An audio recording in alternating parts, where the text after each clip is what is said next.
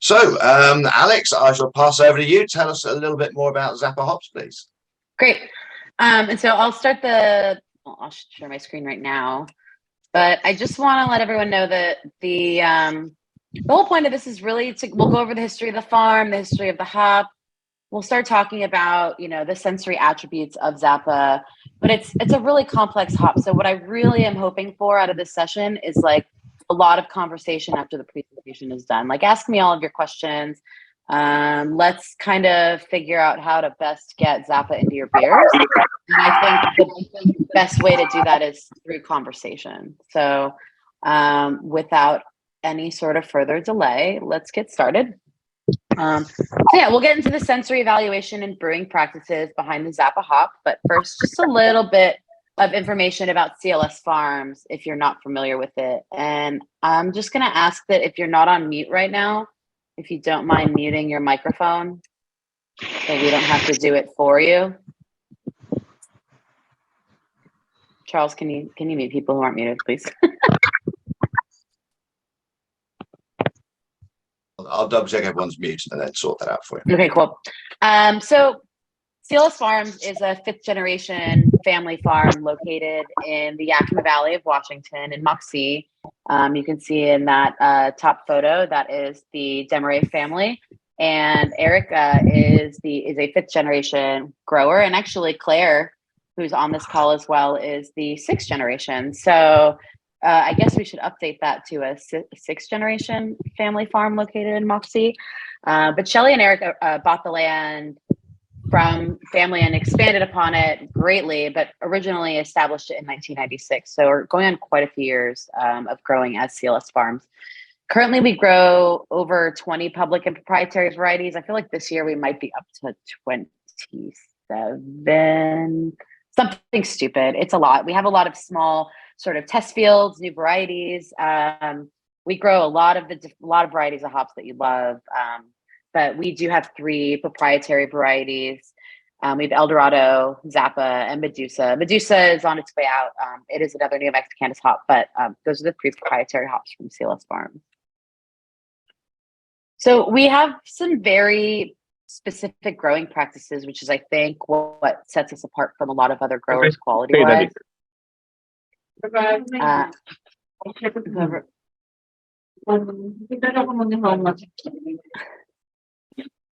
So we have things that do set us apart. One specifically is that we pay a lot of attention to picking windows and harvest maturity. One of the things that I do, along with some of the other members of the farm during harvest, is we go into the fields every day and we're picking hops, we're rubbing them, we're smelling them, and we're determining whether a hop is ready, not based off of dry matter, which is pretty common within the hop industry, but actually if it's, sensory wise, if the hop is to where it needs to be. When it comes down to it, a lot of our hops are aroma hops. They're going into dry hops, and we want that peak aroma for beer. And so in order to do that, it's very manual. And we are going out into the fields every single day, sometimes multiple times a day into the same field to see if a hop is ready to pick.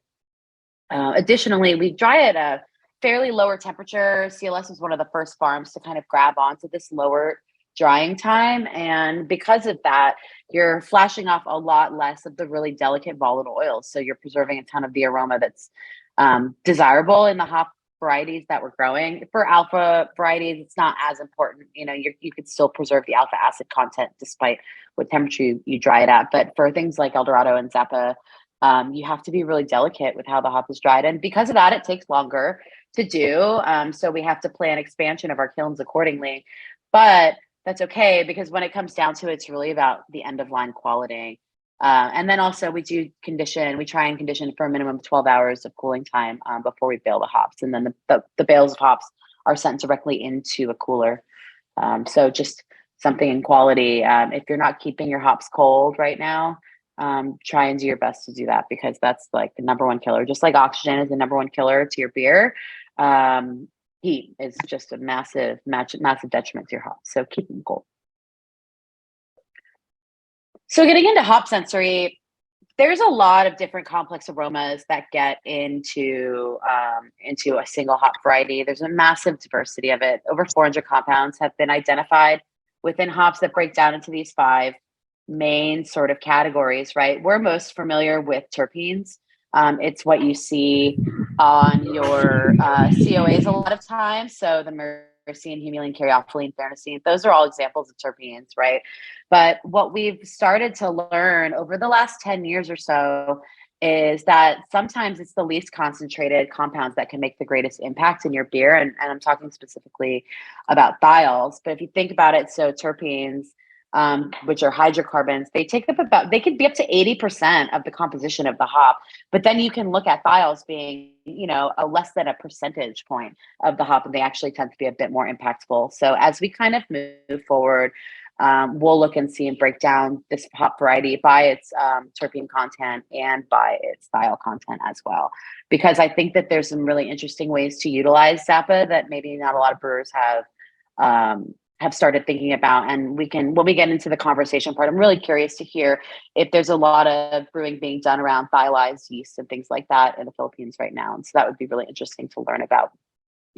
So, but we're talking about a lot of these compounds, and a lot of them are very super volatile, but also not very soluble. And that's why dry hopping becomes super impactful into a beer. And so, I'm like I said, I'm really curious to hear what the brewing practices are in the Philippines right now, just to see where you're at in your hop usage. But what is that? Oh, sorry. Like Charles said, we're back in person a lot of times, so I'm not on Zoom most of the time anymore. But anyway, so let's get back to the thiols for a second. You do have really small concentrations of these sulfur compounds in hops, and they can be really good, impactfully positive, but they could also be really bad, which you'll see. And we're not hiding any of the thiol content of Zappa. There are some of the less desirable thiols in there to a smaller degree. But that's just, I think, something that can be harnessed when utilizing a hop as unique as a Zappa. So if you're not familiar with sort of this compound short list, these are the hop compounds that are most impactful within a beer, especially when brewing these very modern IPAs. We can share this presentation with you after so that you have all of this stuff as a reference point. But these are what you tend to look for, and this is the impact that you can expect from those things. And you can see the three most understood thiols at the bottom. And you can't really talk about modern day IPAs or modern day beers without talking about tropical characteristics, right? So you can see the 4-MMP in the bottom, which is tropical and blackcurrant. But really, the American hoppy beer industry was based off of Cascade and Centennial. And so myrcene, caryophyllene, humulene are also very important in addition to linalool. But these are some things, if you're not familiar with, I recommend familiarizing yourself with it a bit. So we don't really talk about, so when it comes to talking about hop sensory, I'm not sitting at a table, well, sometimes, but I'm not sitting at a table rubbing a hop and saying, the 4-MMP character in this hop is really massive. We try and maintain a pretty standardized nomenclature when it comes to how we talk about hop aroma. And so I always say that you follow your nose. There's a lot of different, especially culturally, the cultural differences between fruits and foods and things like that are pretty vastly different around the world. So your nomenclature may not be the same as mine when it comes to how we talk about these varieties. But just for an example, we use these sort of main talking points that you could see on the left here, and then expand them out further into the things on the right. And if you ever really want to give yourself a great sort of training on hop sensory, buy base ingredients. Go and grab a lychee, break it up, smell it, and understand what it comes down to. Mix it with papaya, banana, coconut, passion fruit, right? Because you can almost replicate what you're smelling aromatically in a hop in a fruit. And I think that I find that training is really, really helpful when it comes to managing sort of hop sensory and things like that.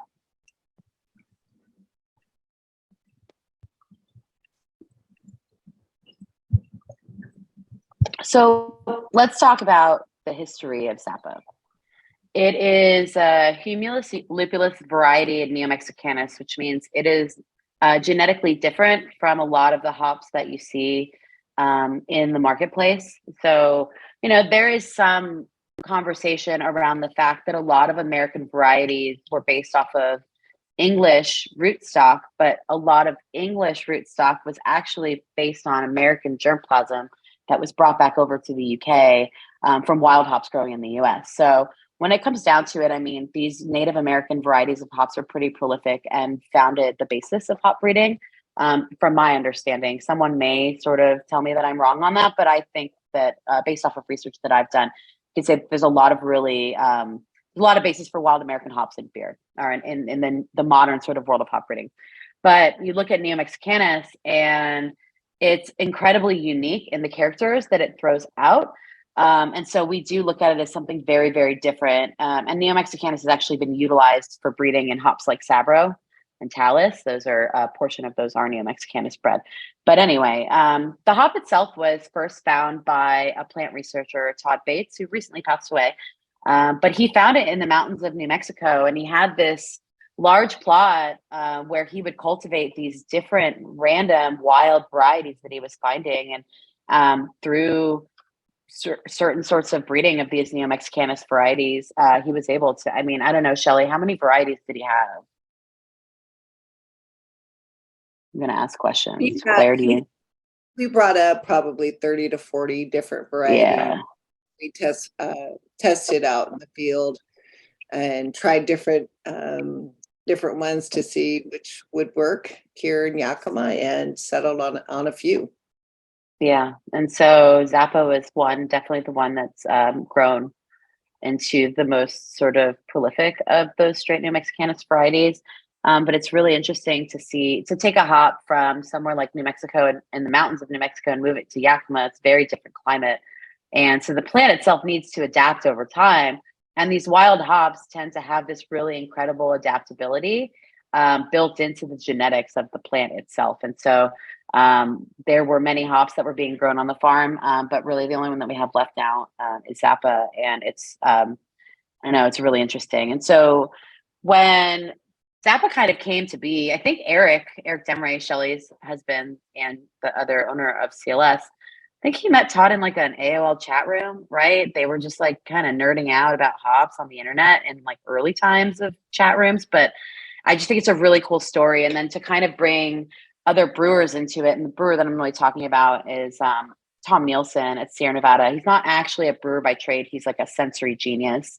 And he manages their innovation, brewing and supply chain, just like how do we get better ingredients into our beer? How do we make our beer the best that it can be with the highest quality ingredients? And so Tom is really the person that championed Zappa as a hop variety.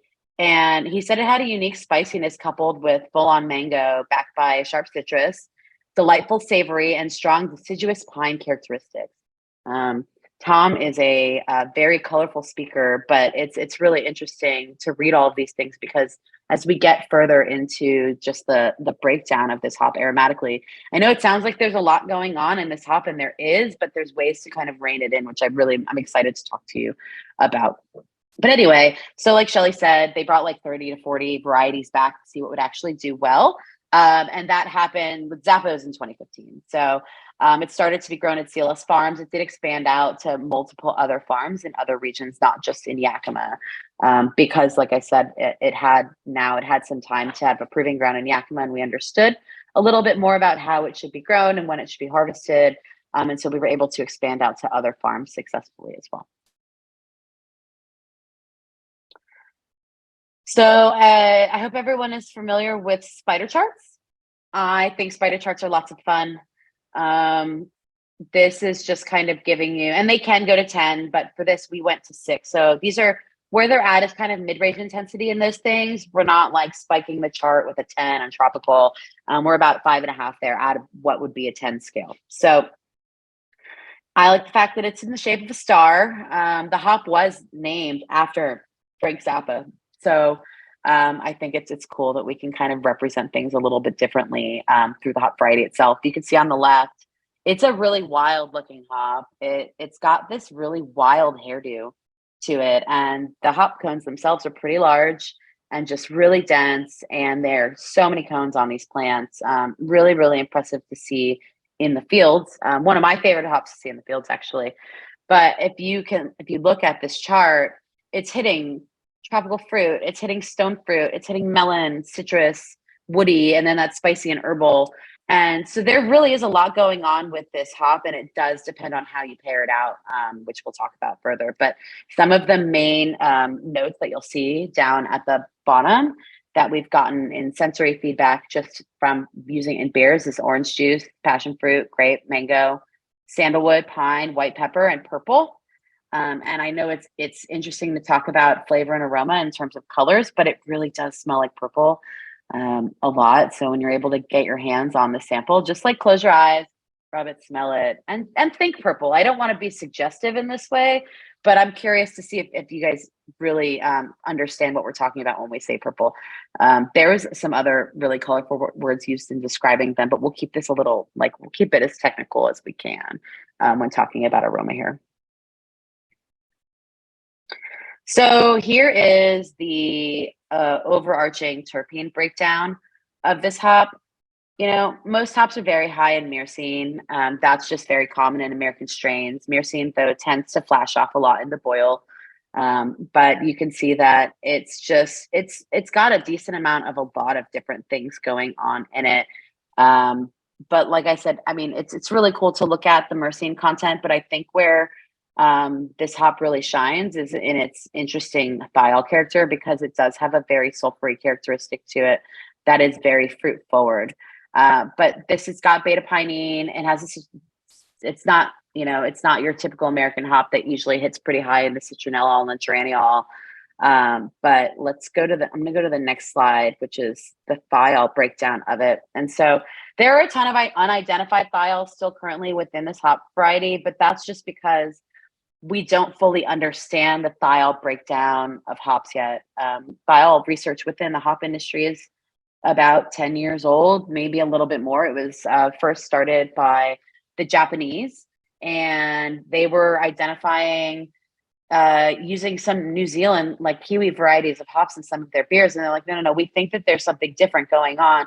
It's not just the terpenes. We're finding these other smaller sulfurous compounds, and we want to explore them more. And so they've really spearheaded a lot of the research that's then moved stateside in a lot of ways with hops. But we've also gotten a lot of research from the wine industry in New Zealand. New Zealand Sauvignon Blancs are incredibly high in free thiol content. So this is just free thiols. We did not run the bound thiols of Zappa last year, but we can talk about the difference between free and bound, because I think it's worth talking about. But out of the thiol breakdown of this that we do know, 25% of it is Form MP, which is that sort of catty blackcurrant character that you'll get in a hop like Simcoe. The 3 Mercapto, that's a lesser exciting one. That is savory. It's like savory, or like, I'm going to say the word soup, because that's a common descriptor of that specific thiol, but it is only 9%. And I think that the savory character is kind of what gives the dank characteristic that Zappa can sometimes lend to your beer. And then the methyl thiohexanoate, that is passion fruit, guava, mango, right? These are just these really beautiful tropical notes that do shine through, even at that low percentage. The spikes on the charts that we have, and we can share all of the thiol information with you. We'll have a little Dropbox with some resources.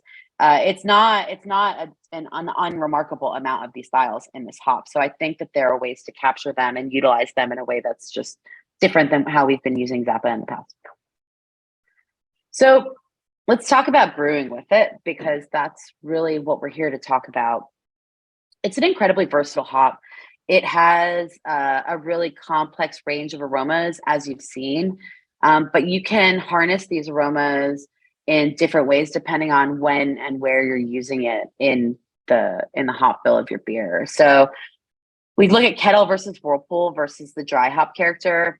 You can get a lot of that really sulfury, savory note, and a little bit of the wood and sage, the spicy herbal woody characters when you use it on the hot side, which is why I'm going to recommend that you keep Zappa either in a whirlpool if you're having limited contact with the hop, or you're dropping your hop your wort temperatures down in your whirlpool before adding the hops, and also in the dry hop. And so in the whirlpool and the dry hop is where you're really starting to grab onto that like orange juice and mango character, the citrus and the fruit forward things that I think is what we should be sort of maximizing in a hop like Zappa, because the next thing that I'm going to say is keep your usage of it to 15% or less. And that's typically unwise of people who grow and sell hops to say, but there's been so many brewers that have used this hop for the first time and they've just gone all out and they've gone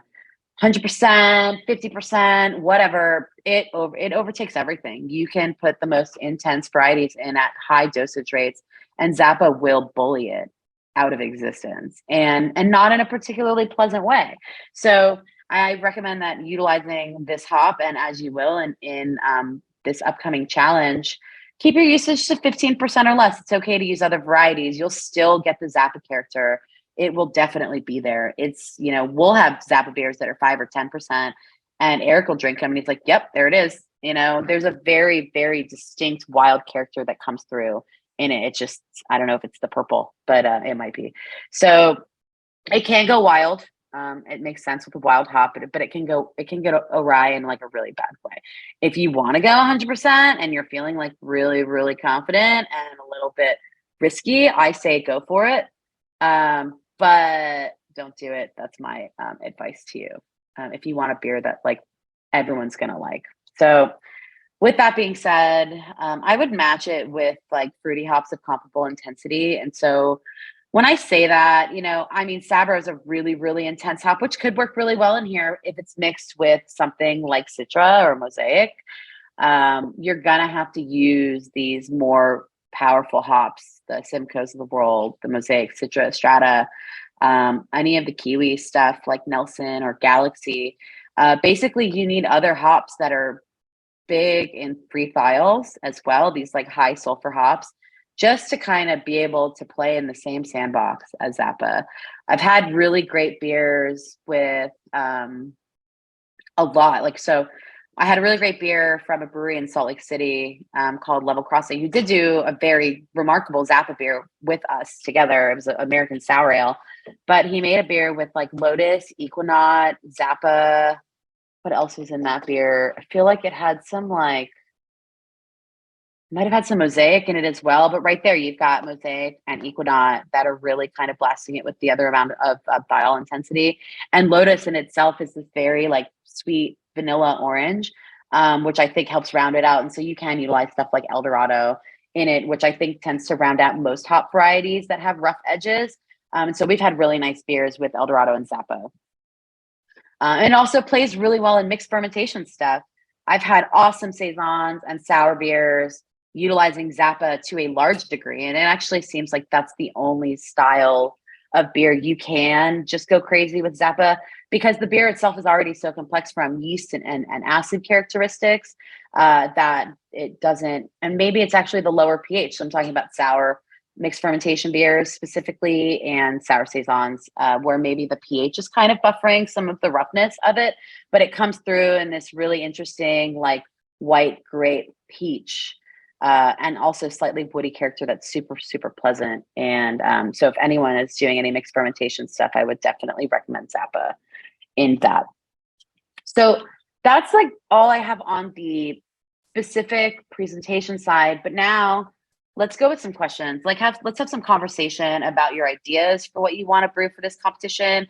I know that like you're sitting on a call with a bunch of your competitors, but I feel like one of the greatest things about the beer industry is that like we are all competitors, but we're also so super collaborative. So like maybe we can learn something from each other. Are you guys cool with that? Is anyone cool with throwing out some questions or talking about ideas, or have any other random questions? I'm a wealth of knowledge of a few things. Alex, thanks very much. Thanks very much for that introduction to Zappa.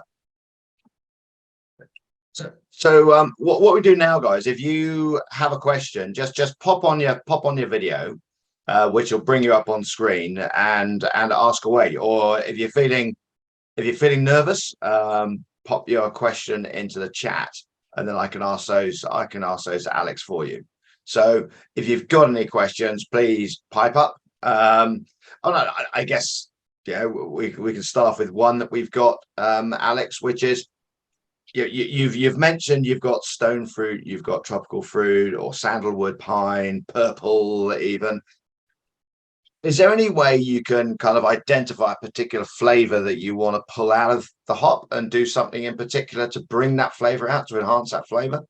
Would you have to marry Absolutely. it with some other hops, or what would you need to do? Yeah, you would. I think that the way to really truly like zero in on a specific part of Zappa's character is to put it with a complementary hop of something else that does have similar characteristics on that side. So you're boosting, the citrus potential by using something like, Citra, which is like sweet citrus and a lot of tropical. And so pairing Citra and it and Zappa, you will definitely bring out the orange characteristic in it.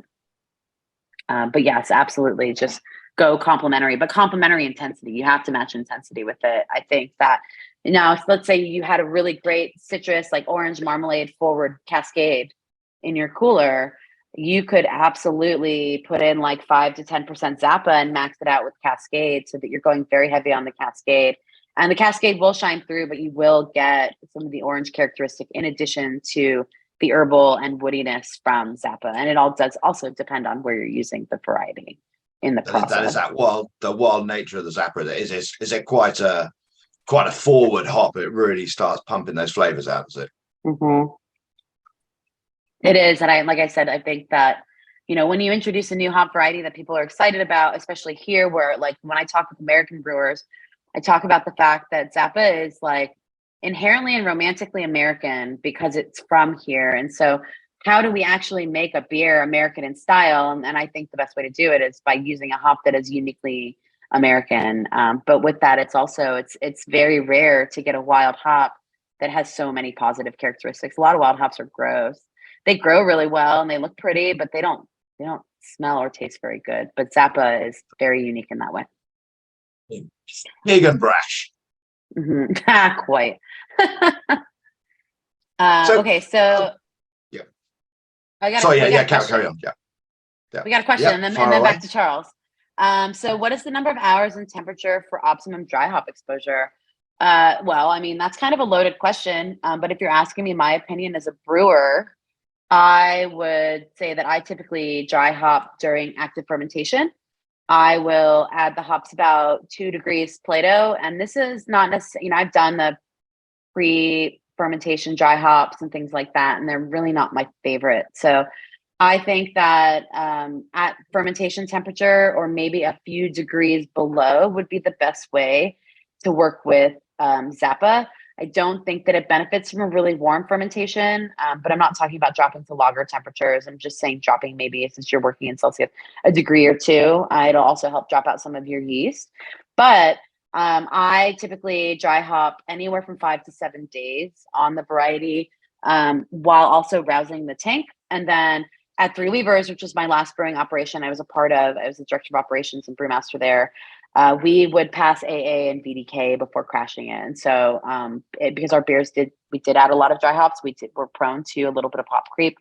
And so really hours and temperature depends on your process, right? If you're adding the hops a little bit earlier and there is still some fermentation, you can benefit from that fermentation, starting to utilize some of those those enzymes that are definitely present in your hops. Like we've proven that there are enzymes in the hops that become active, right? Just to avoid any sort of diacetyl or anything like that. But if you are running BDKs and A's in your brewery, then I would just at minimum of 5 days, and then until you pass those numbers that are good in your operation. But you'll talk to a lot of people who drop and they get very cold, like Scott Janish. I don't know if any of you are familiar with the author, also owns a brewery.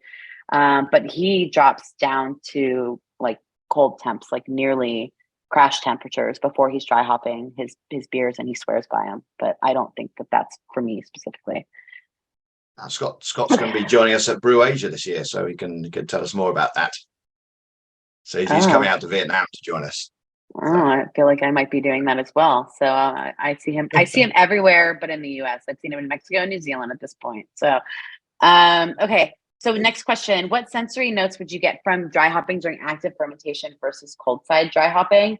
Well, I think that the colder you bring Zappa in a dry hop, the more woody and herbal characteristics you're going to express from it, and you could get some of the light fruit characters, but they tend to come out on like the warmer side of a dry hop. We have had really great lagers though with this hop in it, a single hop Zappa lager. And obviously it had warm and cold. So warm being lager fermentation temperature when the dry hop went in. And I believe they let the hops in through the conditioning period. So then they sat in for the cold time as well.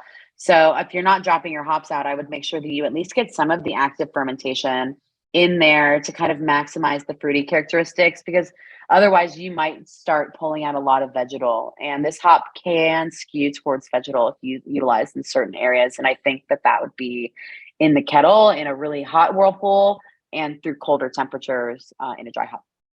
But it also depends on what you're complementing it with, right? If you're using other hop varieties in there. Next one, can you recommend how much Zappa on a single hop beer? How much per barrels to get fruity tropical fruits? I don't think you can actually fully achieve a tropical fruity Zappa beer as a single hop.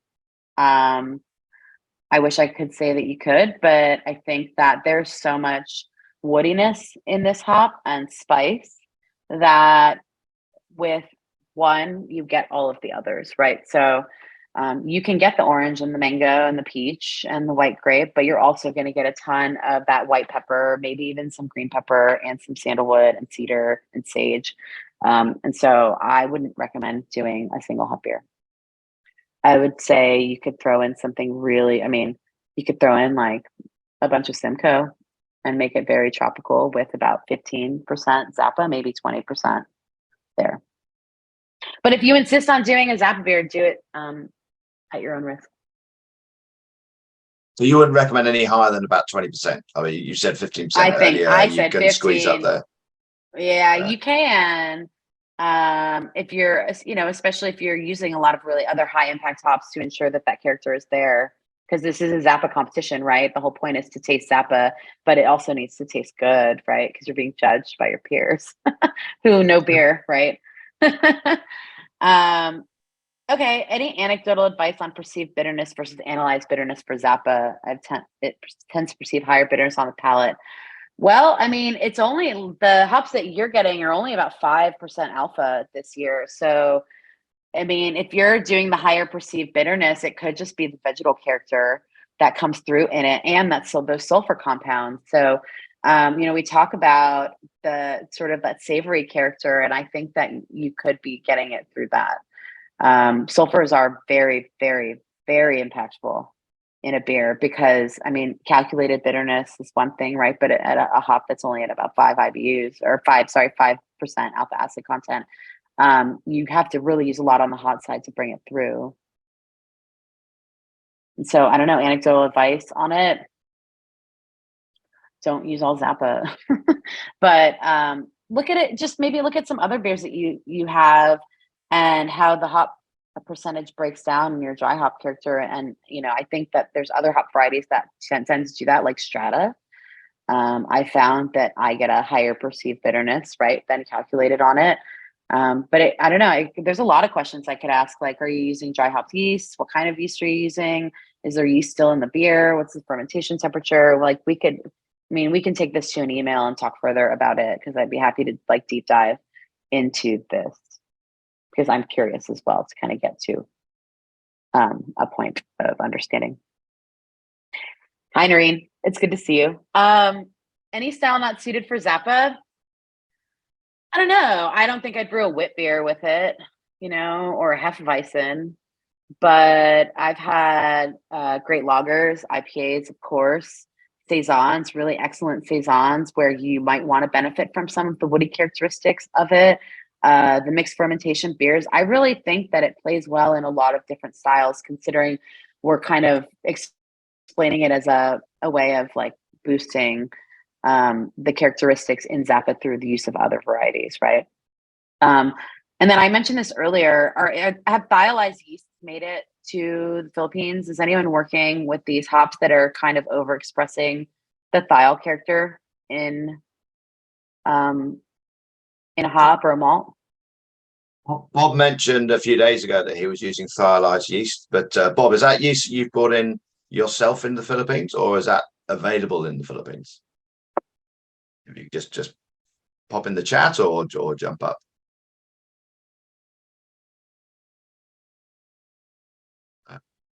Brought it brought it from from the the US. US. Okay. Because there are a lot of really interesting free thiols that Cosmic Punch. Okay, yeah, that's a good one. Yeah, I'm really curious to see these. And well, there are British yeast strains that are able. They have the genetic makeup capable of transforming bound thiols and free thiols, and so I feel like you could almost, and that's in some of just the British strains that people are using in their IPAs, but you can use Zappa in a way that can boost the thiol potential of your other varieties. Cosmic Punch most effective with mash hopping. Yeah, there's been a lot of conversation about mash thiols and actually how heavy dry hops and heavy pool hopping can actually scrub thiols out of your beer. So, like I said, there's some really great studies going on around thiols and thiolized yeast, but it's also still a bit of a crapshoot, I think, because like we learn one thing and then we learn something completely opposite about it. One of the issues in the Philippines is getting the hops or the yeast. If you can put into the comment section which hops you get most commonly in the Philippines, which are the easiest to get your hands on. Alex, can you tell us a little bit more about the yeast and of the more common yeast strains? I mean, I would imagine the fermentous range of yeast are probably the most common. Right? Which of those would be best to pull the characters out of the Zappa? I think just USO5, honestly, because it's the cleanest fermenting out of all of them, including the British strains, right? Because British strains still tend to throw off a bit of esters. USO5 is it just produces alcohol for you, and with minimal sort of intervention from the character of the yeast, which I think truly allows the hops to shine. That's me speaking as someone who is like born and raised as a brewer in California for a very long time. And so West Coast IPA has been like my bread and butter for many, many years. And of course now Hazy IPAs as well. But I think that just using a USO5, although maybe the esters in their British strain could be kind of nice to it. But if you really want to let the hop shine, don't get complicated with your yeast. Have I experimented with Kvike strains in Zappa? No, I have not.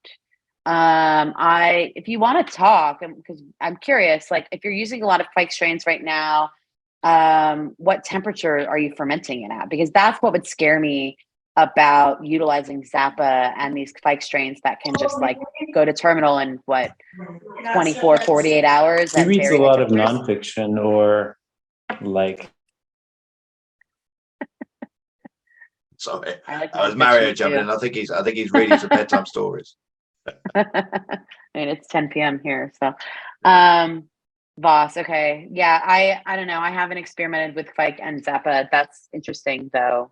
I would be wary of getting the hop too hot if you're doing really hot fermentations, because I think that you could. And what I've had with some of these higher sulfur compound hops with Kvike yeast strains is they tend to run a little bit awry, and the aromatic compounds don't really express in the most favorable ways all the time. Sometimes they can get kind of garbagey. So if you're using hops like, Mosaic or Strata or something, I'm not even sure. Charles did ask what are the most common hops you can get there. But if you're utilizing Kvike yeast with those really, really crazy impactful high thiol hops already, then I would think that it would probably work pretty well with Zappa as well. What are like some of the most, are you getting all of like the HBC varieties, Citra, Mosaic, Simcoe, Eldorado? Are you able to get those hops?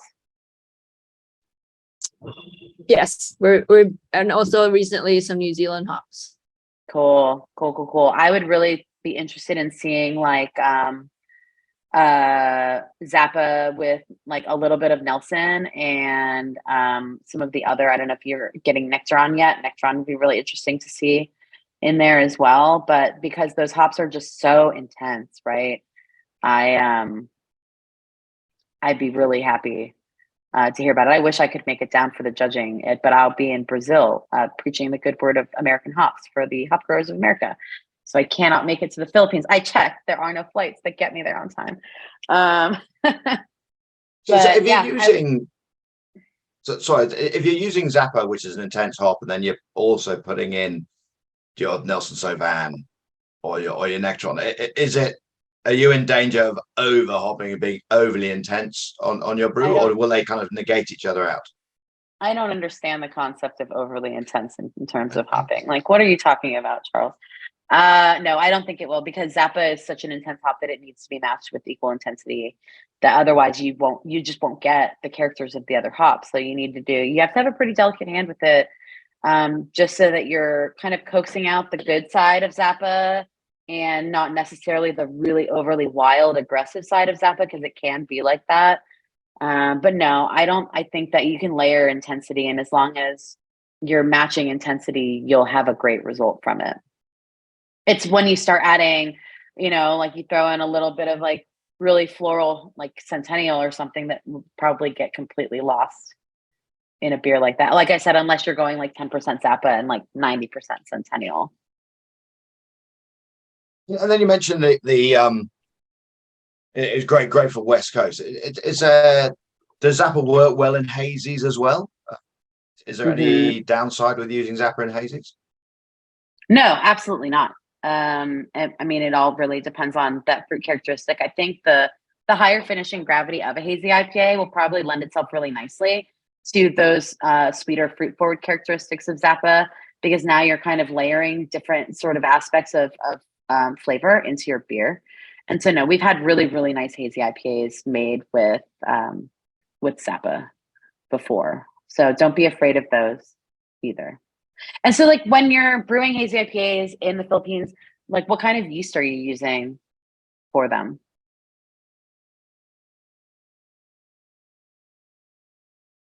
S4. Okay. Is it all dry? Is there no liquid yeast coming in? I know that dry yeast is only dry once. Like I used a ton. Oh, 066. That's not dry. Someone bringing it over. Michael Jordan, great name. Yeah, okay. You should share. Muled into the. Anyway, okay. Yeah, that's I think that using a hazy IPA, you could get really good results from it. You talk about obviously this competition is about using Zappa, and what hops will complement the Zappa. Here we go. We've just got another question here. Primarily Voss-Pike at room temp. Okay, yeah, I would not hesitate experimenting with it at room temp for sure. It's just sometimes they get really, really hot, and I would be afraid of what the sulfurs would do. Will that work well with Wallamon hybrid saison yeast? Yes, I think so. We've had some really lovely Zappa saisons. Like I said, I think that woody and herbal characteristic lends itself really well to the esters and phenols that you can get off of a saison yeast strain, where you may not necessarily want it to be super fruity, right? It just depends on what you're looking for as the brewer.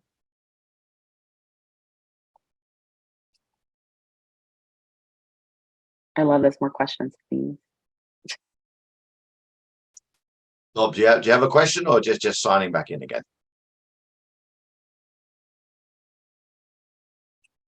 Okay, so you were talking about, like, this is a Zappa based competition, right? And we are talking about utilizing other things, but I mean, when it comes down to it, I think it's showing the best expression of the hop, right? Which doesn't always mean all Zappa all the time. But also, like, because I love this hop so much, and I love the concept of wild American hop varieties, I want to see it grab on in people's breweries and like have brewers utilizing this hop in a way where you can see it in a beer that you brew all the time, where it's not a polarizing thing. Because a lot of times we've had people give us feedback on it, and that's what they say, it's incredibly polarizing. But I think there's ways to really harness the beautiful complexity of this hop variety in a way that lends itself to just a bunch of different styles and like a use that can be more than just one time within your brewery. And that's the ultimate challenge of utilizing this hop.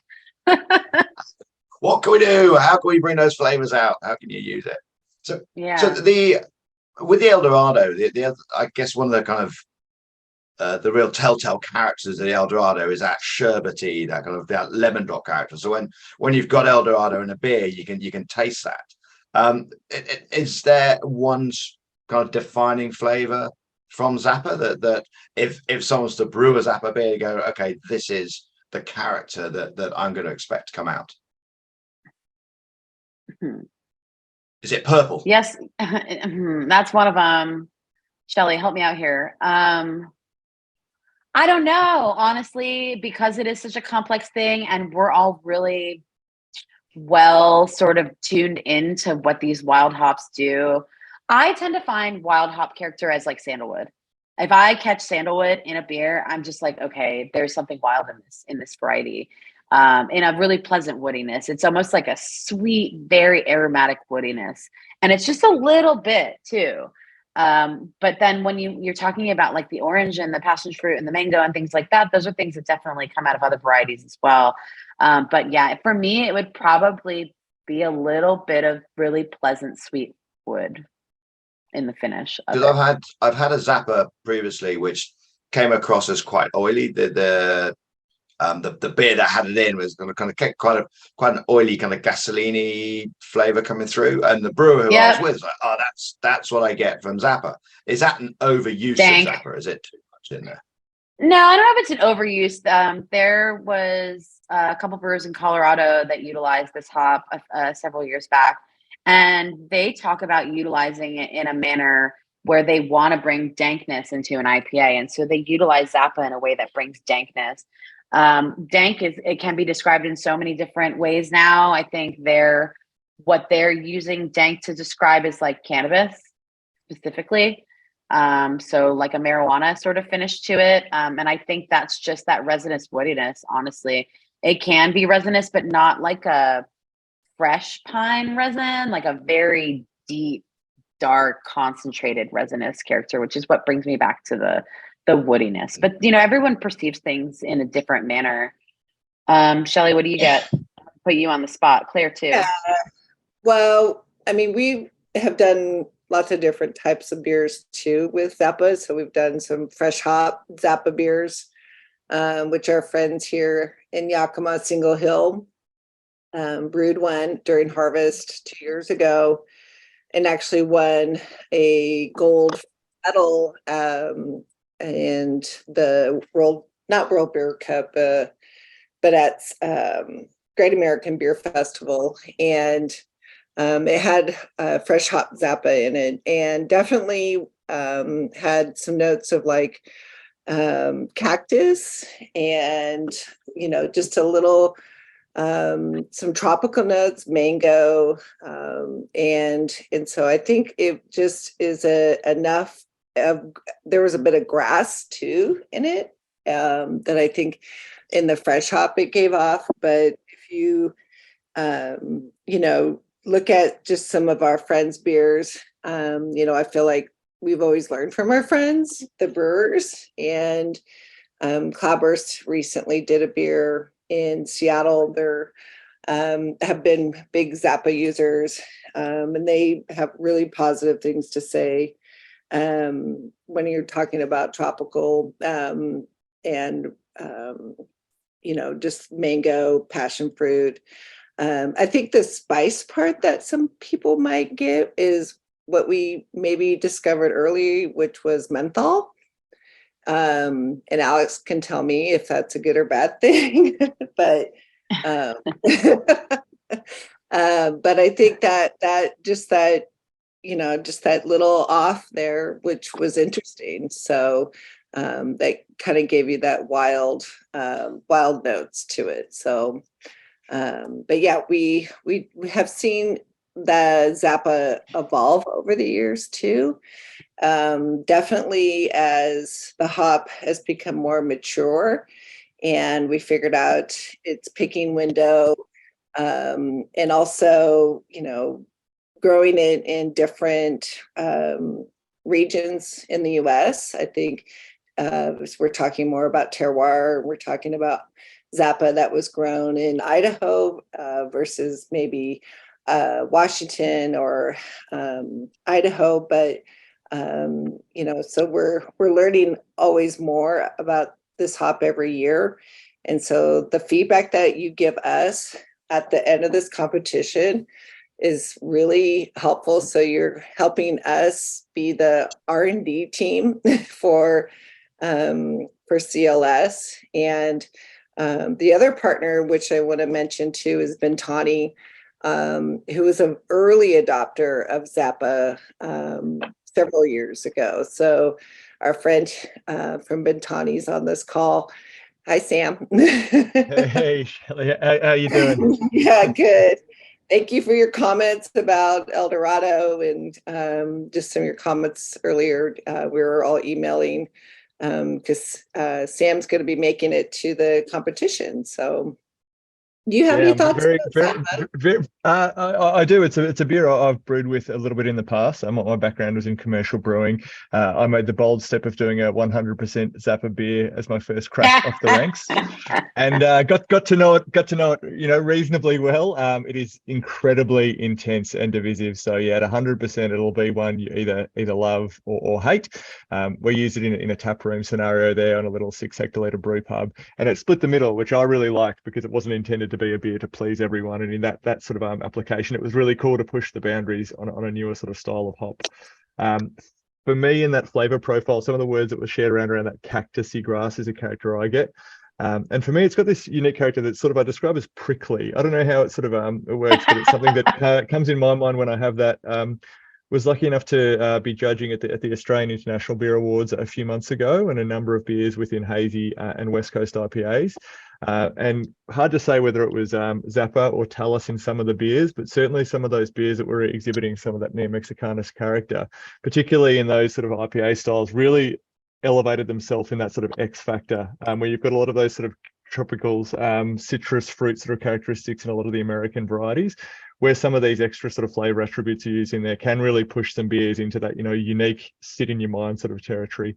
Particularly in judging, it was the one that we sort of saw when we were sitting around a table going, even if you couldn't put your finger what it was, it's a Neo-Mexicanus variety, likely Zappa, that has that sort of, amazing sort of elevation of the existing US hop profile. So very excited to see what comes out of it. And I think some good advice on pairing it up with some other hops to be a little bit more restrained, or just go all out to be a competition.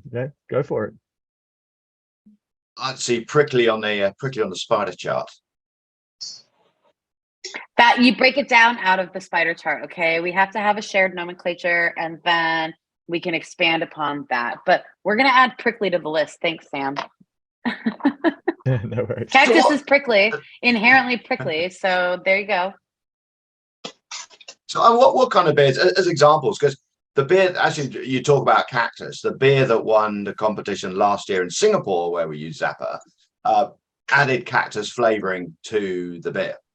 Mm-hmm. So there was the cactus from the hop, plus also they found cactus flavoring added cactus, and that was the one that won our competition last year. What beers, as examples, what beers have you seen brewed with Zappa? So we did a collaboration with Level Crossing and Salt Lake City, and he made this beer. This wasn't the collaboration that won, but he made a beer called Cryptoporticus, which was a sour double IPA using the Philly sour yeast, which is dry yeast, I believe, dry yeast strain. And he won a bronze in the American Sour Ale category at the World Beer Cup last year with it. And it was like, man, that beer's like 40% Zappa. And what it came through with that lower pH was orange juice. It tasted like orange juice. It was really incredible what he was able to do with that hop and a sour beer. And that really kind of changed my mind about the usage of the variety and expanded it out quite a bit to, that's why I'd say you can use that variety in sour beers and mixed fermentations at a higher percentage. But we've had the Coronado that did the lager that was just awesome. So you don't have to be afraid of using it in light styles. Obviously, you're not going to dry hop 2 to 3 pounds per barrel in a lager, but you can utilize the really just that sort of aggressive side of it, but in a very curtailed manner and smaller hopping quantities, right? Zappa Dappa Do IPA from Cloudburst. Oh yeah, with Citra. Cloudburst in Seattle. Steve is just an incredible brewer. That man loves Citra more than most people I know, and he puts it in everything. Citra's a great hop. I think Citra and Zappa will go together incredibly well because they do hit on that tropical side. Stone is no stranger to utilizing Zappa. Sierra Nevada obviously used it for a long time. And they've done a lot of single and majority Zappa variety hop beers as well. In terms of large commercial stuff that we have out in the market right now, like I said, I feel like people aren't quite grabbing onto it in their year-round beers because they don't know how to harness the madness of Zappa, right? So I'm really excited about, you said you have 23 entries so far into this challenge, 23 different beers utilizing Zappa. I think that's going to be really incredible to see. Bailbreaker, Zappa IPA. Yeah, we mixed that with a bunch, like Zappa, Eldorado was in there, Simcoe, Mosaic. I don't know. There was a bunch of hops. That beer was awesome. So like I said, matching equal intensity varieties in there just to make this beautiful, cohesive blend. As brewers, we have ingredients as our palate, as artists, right? And I think don't be afraid to go a little bit weird. I tend to be a kind of purist when it comes to hopping, with the exception of utilizing hops like Zappa. Like typically you'll see me with like 3 hops or so in a beer generally because I think they get muted or clouded out otherwise. But man, I'll do 5, 6 varieties if Zappa's included in it just because it is so multifaceted and you hit so many different points of aroma. So you would just recommend just go wild, go Why not? crazy. Like Sam try said, it's a everything. competition. But he did say it's a very divisive beer. That single hop, all Zappa beer, people are either going to love it or they're going to hate it. And so I guess you'll have to worry about whether the judges are the people that love it or the people that hate it. Well, the judges, the brewers will be judging the first round, so they'll decide the top 5, which will then pass forward to the public. So yeah, because in last year's competition, one of the beers was a very drinkable. I think it was a dry hop lager that somebody had submitted. Actually, got rejected by the judges. It's probably the most commercial beer, commercially viable beer in the competition. Was actually Why do you think not enough rejected character? by the brewers. Yeah, they said it wasn't crazy enough, it wasn't wild enough. They said this is a competition. Yeah, we want to see experimentation. We want to see things going on, and the brewers themselves passed it to one side. And yeah, at the end of the day, it may have, probably could have outsold all the other beers in the competition had it been put onto the market fully. But the guys, it's a competition. Yeah, we want to see experimentation. We want to see people trying something new, something different. I'm a very different beer judge than that, I guess. But because I look for things that are like supremely drinkable. Like I love experimentation in beers. I'm all for it. That's the heart. Experimentation is the heart of innovation, right? But I also want to be able to finish my beer, and then I want to drink another one. Yeah. And that's huge for me when I look at judging judging types of beers. I judge the Great American Beer Festival and the World Beer Cup, and so like we're really strict to guidelines. So maybe that's kind of like ruined me to some degree, but I don't know. I want to be able to finish the beer, even if it's really, really cool. Like if I can't finish it, I'm probably not going to award it anything, but that's me. Don't let me project my judginess on you as judges. You can be as judgy as you want in whatever ways. I think Chris White was saying a few years ago at our conference, he says, good beer is the one you go back for a second one or a third one. Mm-hmm. I've said that just as a brewery owner as well, right? Like you love my IPA, but if you don't want to drink a second and a third one, I can't keep my lights on. And brewing is an expensive business to run. So, you got to make it for the people and for yourself. I'm hoping that all the brewers on this call are also beer drinkers. I can attest to that. Yes, they are. I don't think I ever get home before midnight when I go to the Philippines. Proper. That's proper. Okay, well, if anybody has any more questions, we'll just give you a moment to pop them up if you got any questions. And then here, let me share. I'll share my screen really quickly again with all of my contact information. And if you want, you can email me and ask me all the questions you want to ask me that you didn't want to ask in an open forum, because I know it can be a little don't know, put you on the spot. I don't want to do that. So here you go. Alex at clsfarms.com. Really, really easy. I love nerding out on beer, especially when hops are involved, and even not with hops. But and then our website, clsfarms.com. And then if you want to look at some fact sheets on Neo Mexicanus and kind of the story behind it and pretty pictures, neomexicanus.com.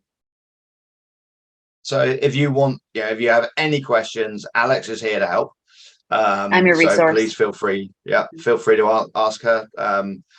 No questions are too crazy. No questions too simple. Just fire them across to Alex. She's more than happy to help with your competition brews, with general questions about Zappa, or using hops. Okay, before we go, Alex, I'm going to put you on the spot now. Okay. One last question. Yeah. If you were to enter Brew King Philippines this year using Zappa hops, what would you brew? I would probably try and do some sort of quick mixed fermentation beer.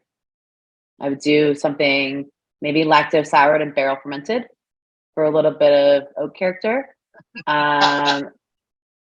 And I would and then I would try half with Zappa. So we have a ha coming in from why are you Palawan. laughing at me, Bob? What's going on? Yeah. Good luck with the barrel. Oh yeah, okay. Well, you could use chips. Can you order spirals? Can you order chips? Can you get any of that stuff in there? That was a question to you, since you're laughing at me. Can you get chips in the Philippines, Bob? Oak from China. Okay. Well, okay. So if you want to talk about stuff that you can do, I'm a West Coast brewer. I would brew a West Coast IPA, probably 6.5 to 7%, low in color, maybe a little bit of wheat. Keep the bitterness restrained somewhere within the 40s, 45, maybe 50 at the max. And I would put a really heavy dry hop of Citrus, Simcoe, Eldorado, and then follow it up with about 15% Zappa. So that would be me, because that's what I would want to drink. So it would be highly tropical and citrus forward, but just dry and crisp. And I'd want to drink a bunch of them. Okay, so let's see if any West Coast IPAs turn up with a similar recipe to that one, Alex. We'll let you know how it turns out. Oh, I love it. Bob even put that. He put his ha-ha-has into the chat. Thanks. So I can read them now too. Okay, one more question quickly. Fruited sour with Zappa, is that possible? I think so, definitely, because I think that lower pH of a sour beer really plays well with the fruity characteristics of Zappa. I think you can almost fully eliminate any harsh herbal or spice or vegetal character with a lower pH and a Zappa hopping. But dry hop though, I would keep it out of the hot side. Obviously, in a sour beer, you can't really have any bitterness, right? So, okay. You know, yes, my answer is yes. Works well. Best. I don't know. What do you have access to? I mean, super tropical stuff, right? Like, I don't know what kind of fruits you're brewing with there. I'm not sure. Mangoes are obviously a big thing in the Philippines. That's one. Mango can be interesting when it's fermented, right? Yeah. Pineapple would be really great. Passion fruit would be exceptionally good. I'm sure the mango would be good, but I've still yet to have a truly good fermented mango beer. It can get a little cheesy to me, but pineapple and passion fruit all day. And if you do that, you could even throw some Eldorado into it, because Eldorado in sour beers is quite nice. And with the pineapple, raspberry, I don't know, maybe. I feel like you'd have to, maybe, I don't know. I can't answer definitively whether or not raspberry would work. You could try it. I mean, if you have a sour beer available, you could always make like a hop tea with a beer and add a little raspberry to it and kind of do a bench trial just for conceptual reasons, right? Conceptual purposes. Guava. Guava. I mean, that's another one of those high sort of sulfur fruits that would complement the sulfur characters of Zappa probably quite well. You want to play on tropical stuff? These are all good. Okay, well, thanks very much, Alex. Oh, there you go, soursop as well. There we go, soursop. Okay. Yeah. So there's quite a range of fruits to play around with. Mm-hmm. But you would go towards that kind of, so you were saying the pineapple, passion fruit, the kind of the more acidic flavored fruits, so it would work very well with the Zappa. Mm-hmm. Yeah, and soursop could be interesting as well. I grew up in Miami, Florida, so we had a lot of these tropical fruits growing there as well, including soursop. And but I feel like that maybe doesn't come across as much. You can use a lot of it in the beer. But yeah, anything like that, especially with the reduced pH, the acidity, I think the acidity works really, really well with Zappa as a hop. Because soursop's quite a gentle flavor, isn't it? It might get lost in the brew. Yeah. Well, thanks very much for joining us, Alex. Thanks for having me. Sorry, Thanks, Maureen. sorry you can't. Good to see you. Yeah, I know. I wish I was able to. I wish I was able to make it down. It's a really big bummer, but we even looked. Shelly was like, I looked at flights, and I was like, I looked at flights too, and there's nothing that would get me there on time. So Just can't get there on time. So. Yeah. What we'll do this year is we'll ask the brewers if they'd be happy to share recipes as well. So once the competition is finished, if we can get some recipes across to CLS, show the guys what kind of beers you brewed, which would be fantastic. I would love to see that so much. Yeah, thank you, everyone. Thanks for the questions. Like I said, please do not hesitate to reach out to me. I love talking about beer. We can even jump on a Zoom call and really like chat things out. But I want you guys to be really successful in this competition, and I want you to love Zappa as much as we do.